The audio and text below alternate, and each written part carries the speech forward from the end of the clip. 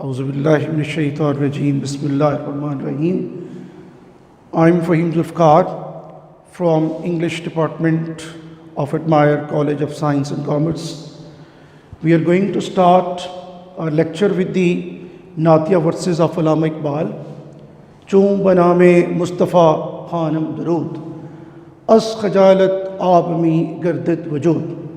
तर्जुमा है इसका, मैं जब अपने प्यारे आका मोहम्मद सल्लल्लाहु अलैहि वसल्लम को मुखातिब करके दरूद पेश करता हूँ तो अपने हाल को देखकर निदामत से पानी पानी हो जाता हूँ। आगे चलते हैं। लेक्चर है जी हमारा आज का, इसका टॉपिक है sentence and its types.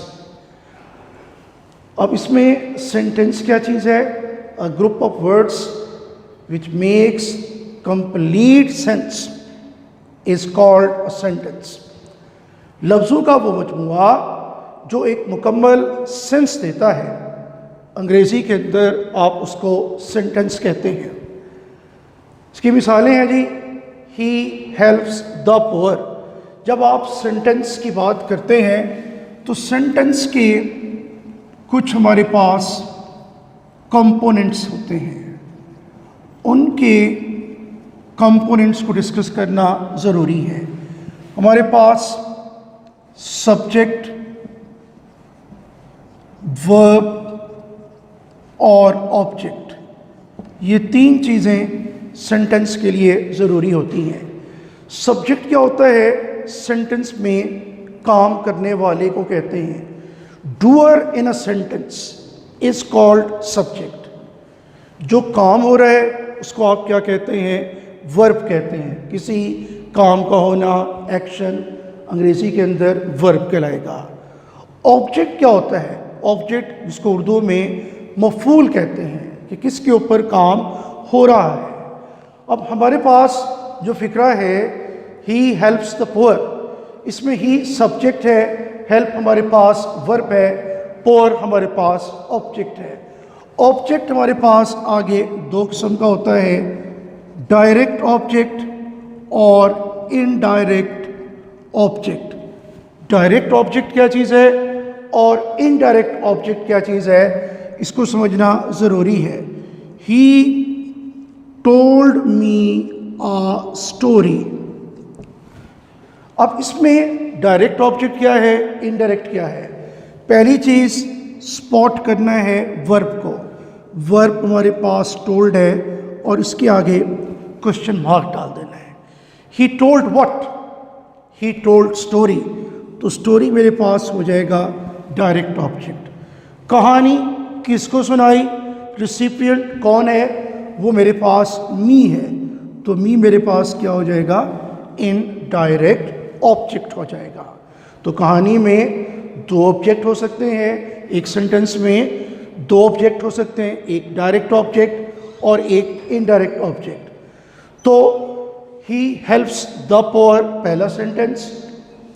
I know how to swim, इसमें सब्जेक्ट भी है, वर्ब भी है और आगे ऑब्जेक्ट भी है। आगे हम बात करते हैं काइंड्स ऑफ सेंटेंस की।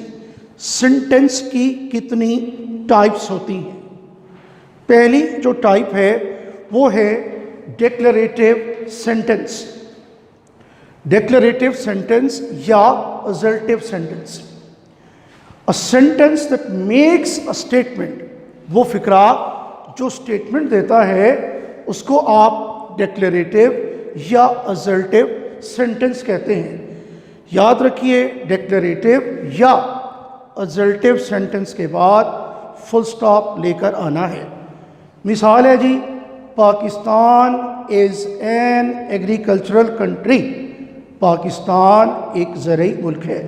एक बात यहाँ पर मैं वाज़ेह करता चलूँ कि जब आप बात करते हैं डिक्लेरेटिव सेंटेंस की, तो इसमें जहाँ आप बात करते हैं स्टेटमेंट की, स्टेटमेंट का मतलब होता है वो सेंटेंस जो आपको इंफॉर्मेशन दे, which gives out information.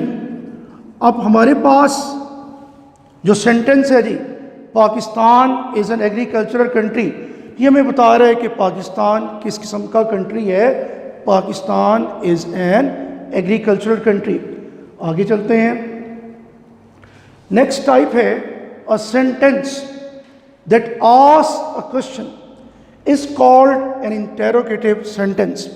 Police क्या करती है? इंक्वायर करती है, सवालात करती है, इस्तफसार करती है। तो वो सेंटेंस जो क्या करता है? क्वेश्चन आस्क करता है, जिसमें सवालिया बात को मद्देनजर रखा जाता है, उसे अंग्रेजी में इंटेरोगेटिव सेंटेंस कहते हैं। अब इसकी मिसालें क्या है?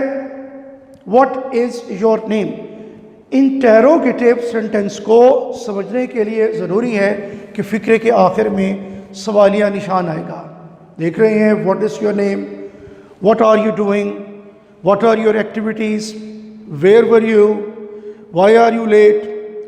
Any sentence which starts with a question word and ends with a question mark is called in English interrogative sentence. अगली टाइप क्या है जी हमारे पास?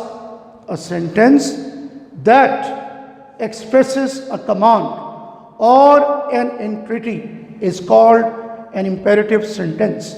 अब imperative का पहले तो हमें मफहूम पता होना चाहिए। imperative कहते हैं कोई हुक्मिया फिक्रा, यानी आप किसी को कोई ऑर्डर करते हैं, कोई कमांड करते हैं। अब उसमें क्या हो सकता है? एक पुलिस ऑफिसर अपने जूनियर को कमांड कर सकता है, एक आर्मी ऑफिसर अपने जूनियर्स को कमांड कर सकता है, या वो person who is an authority he can command to his subordinates. तो बेटे ये हमारे पास क्या हो जाएगा? वो फिक्रा जो कमांड करता है उसको आप अंग्रेजी में क्या कहेंगे? Imperative sentence. या आप एंट्रीटी रिक्वेस्ट भी कर सकते हैं किसी से। एंट्रीटी का मतलब होता है इल्तिजा करना, रिक्वेस्ट करना। A sentence that expresses a command or an entreaty is called an imperative sentence. अब इसकी मिसाल क्या है जी? B quite. याद रखें, दो वर्ड हैं, एक होता है क्वाइट और एक होता है क्वाइट। क्वाइट का मतलब होता है खामोश रहना, QUIET, क्वाइट मीन खामोश रहना, और क्वाइट का मतलब होता है बिल्कुल। बी क्वाइट के बाद फुल स्टॉप आ जाएगा क्योंकि ये इम्पेरेटिव सेंटेंस है, आपको कहा जा रहा है खामोश रहें। पॉलिश माई शूज़, मेरे शूज़ पॉलिश करें, ये ऑर्डर है, ये भी कमांड है, तो ये भी आपके पास इम्पेरेटिव सेंटेंस की मिसाल है। फोर्थ टाइप क्या है जी सेंटेंस की? A sentence that expresses strong feeling is called an exclamatory sentence. फिक्रा जो है एक्सक्लेमेटरी भी हो सकता है, वो फिक्रा जो स्ट्रॉन्ग फीलिंग्स को शो करे, इमोशंस को शो करे, जज्बात को शो करे, आप उसे अंग्रेजी के अंदर क्या कहेंगे? Exclamatory sentence. यहाँ पर एक बात को मद्देनज़र रखना ज़रूरी है। एक्सक्लेम के स्पेलिंग होते हैं EXCLAIM। जब आप एक्सक्लेमेटरी की बात करते हैं तो ए के बाद आई नहीं आएगा, आपने आई को हटा देना है, आई नहीं। जैसे एक्सप्लेन और एक्सप्लेनेशन के स्पेलिंग होते हैं, एक्सप्लेन में EXPLAIN और एक्सप्लेनेशन में ए के बाद आई नहीं आता, EXPLANATION। आगे चलते हैं जी। अब इसकी क्या मिसालें हैं? How hot the day is. Again surprise हो रहा है, हैरत की बात हो रही है। How hot the day is, strong feeling आपके आ रहे हैं कि डे क्या है? हॉट है, टेम्परेचर राइज कर रहा है, मरकरी बढ़ रहा है। तो इसको समझने के लिए इम्पॉर्टेंट चीज़ क्या है? आपने अलिफ के नीचे नुक्ता डाल देना है, इसको साइन ऑफ एक्सक्लेमेशन कहते हैं। How hot the day is, again it is exclamatory sentence. What an exciting match it is. तो यहाँ पर भी साइन ऑफ एक्सक्लेमेशन आएगा क्योंकि फिक्रा एंड हो रहा है स्ट्रॉन्ग फीलिंग्स और इमोशन के साथ।